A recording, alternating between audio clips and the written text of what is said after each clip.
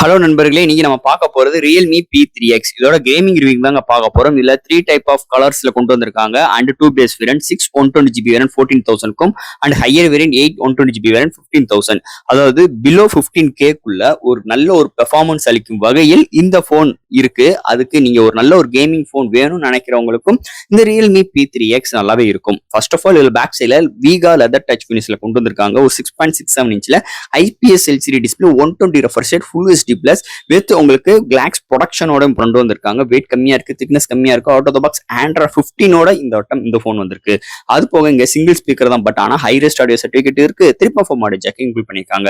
இதுல silicon carbonate battery 6000 mAh battery 45 watt fast charging சப்போர்ட்டோட MediaTek Dimensity 6 400 chipset first time இன்னைக்கு இந்த போன்ல தான் எடுத்து வந்திருக்காங்க. வேர்ல்டு ஃபர்ஸ்ட் போனா இந்த Realme P3X அமைஞ்சிருக்குன்னே சொல்லலாம்.